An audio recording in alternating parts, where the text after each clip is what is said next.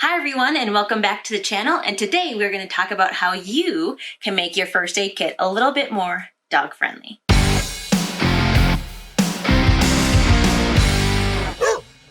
So today I'm going to talk about what are some add-on things that you can buy and purchase from Amazon, from the pet store, from Walmart even, that you can add on to your own first aid kit to make it a little bit more dog friendly. The first thing you really have to think about is what type of hiker are you? Are you a day hiker? Are you going to be hiking long distances, backpacking trips overnight, and really build your first aid kit out? So the one I'm going to really go through first are the basics just to do a day hike, which everything fits into a small Ziploc baggie.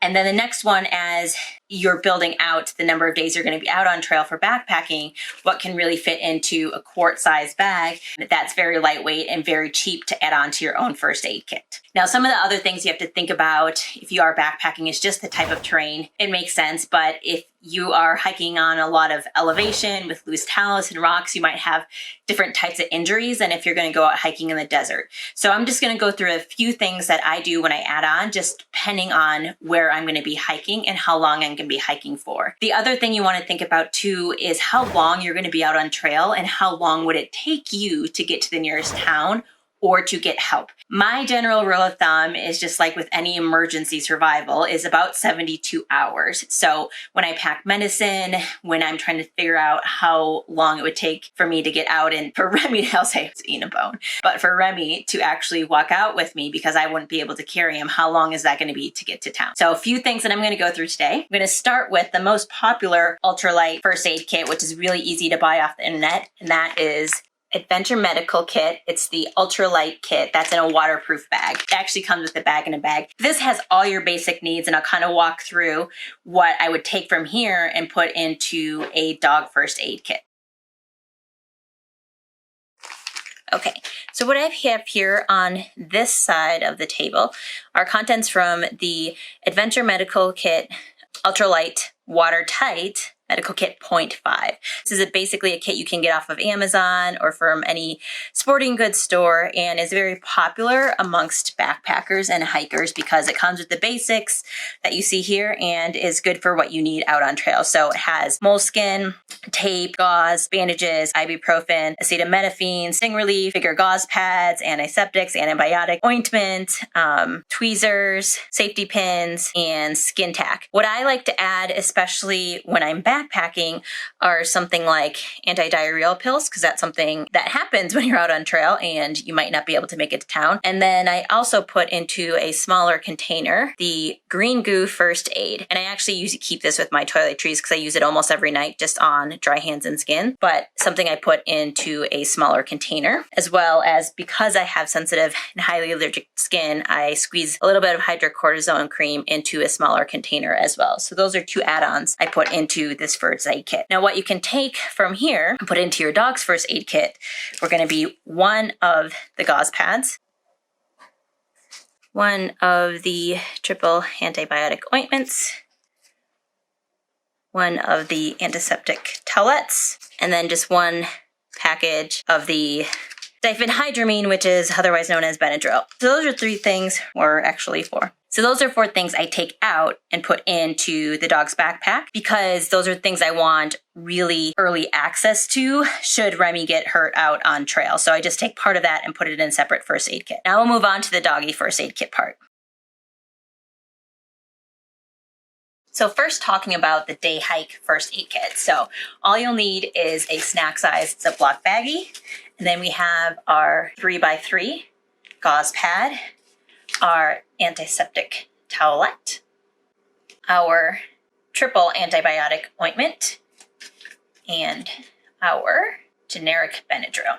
And then next up, you're going to want to also get a longer gauze roll, which you can get these from Amazon in a 12-pack, in a 24-count. But basically, one of these rolls is 62 cents. And if you have a smaller dog and you wouldn't need to wrap as much around a leg, you can actually just take a little bit less to stick in your first aid kit. The next thing you're also going to want to do is get these self-adhering bandages. And again, you can buy these on Amazon for really cheap. So one full roll costs about 83 cents. So less than $1 for a full roll. And what I do to make sure it can fit into the first aid kit, this is the original roll that it's on. which is pretty big. I just take a plastic straw and I rewrap it around that straw and then cut the ends off. So very easy to do. And then what else you would probably want to have, just depending on where you live, is also tick removers. I've got 2 different ones that I got from Amazon for $3.99.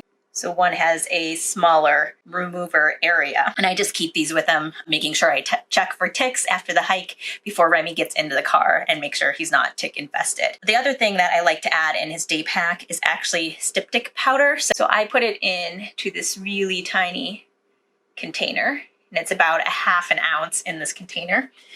But you can buy, again, from your pet store or on Amazon, a full container. And what else is it good for? It's really when I cut the dog's nails and I end up clipping them a little bit too short, stops the bleeding immediately. So that's why I like to have it in my first aid kit, because it helps with that clotting, especially if you get scrapes. If they break a nail and it's bleeding all over, you want to be able to stop that bleeding before you put the bandage on, and the styptic powder really helps do that. And the other thing I like to stick is a couple of Q-tips. This is especially important when you're trying to apply some of that ointment or sort of a wipe, is that if you don't have clean hands or you have to get into a little bit of a scrape, but using Q-tips to apply that ointment is a lot easier than with your fingers. Now, for the day hikes, you just have to remember the most that probably is going to happen is that they'll cut their paws, they might break a nail, especially if you're just going on very simple terrain and nothing like you're climbing a 14er and have a lot of loose talus around. I'll get to what else I might bring in that case.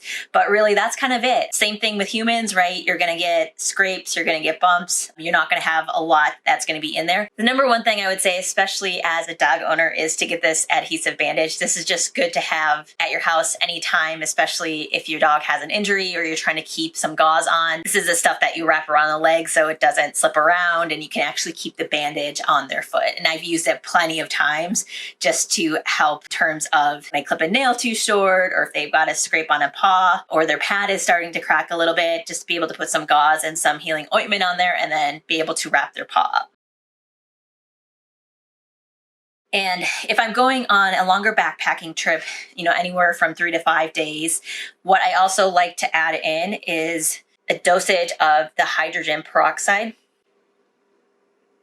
according to Remy's weight. So what this does is if he eats something immediately and I want to induce vomiting, this is the amount for one vomiting episode. So remember to talk to your vet to get the exact amount. Remy's about 74 pounds, so he takes up to 30 milliliters to induce vomiting. And just remember that with hydrogen peroxide, it's not something that you would give to a dog hours and hours later. It's something if they eat immediately, especially when backpacking overnight. The things that I think about outside of the normal cuts and scrapes and bruises are the digestive issues that can happen on trail if they drink bad water, if they get into something in the woods that you don't know about, and you either have to take care of the back end or the front end with hydrogen peroxide. And then speaking of the back end, what I also like to bring is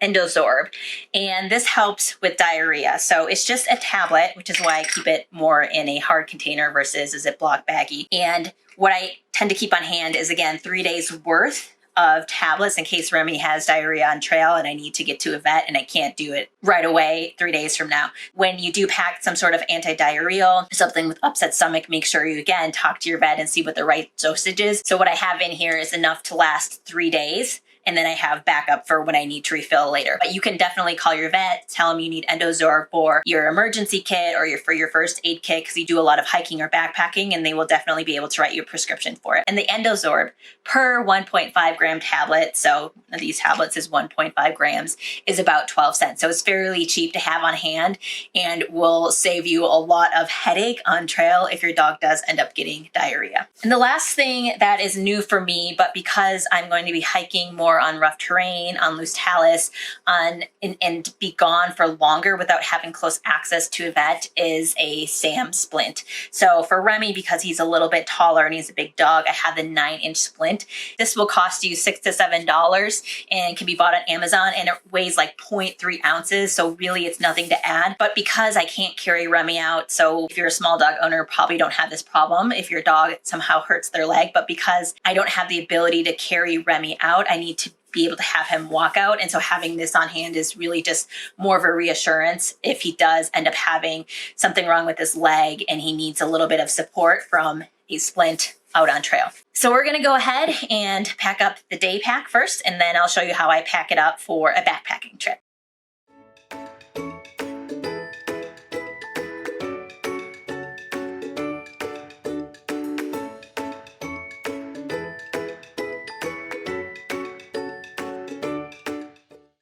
So here is the day pack.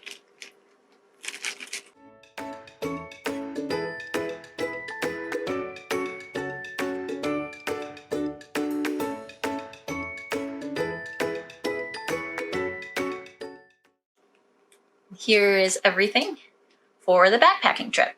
And for those who are wondering where I got those little refillable containers, I did order them from Amazon. I'll put a link in the description below, but it's just this 16-piece container set, which also comes with a little spatula and a funnel and a little dropper thingamajig, just so you won't be spilling powders and ointments and liquids everywhere. So I found that very helpful, and it's very, very cheap online. Anyways, that's it. So if you found this video helpful, please give it a big thumbs up. Actually, there's only one size of a thumb. Please give it a big thumbs up anyways, and consider subscribing to my channel. I talk all about hiking, camping, backpacking, and just your basic life adventures with you and your dog.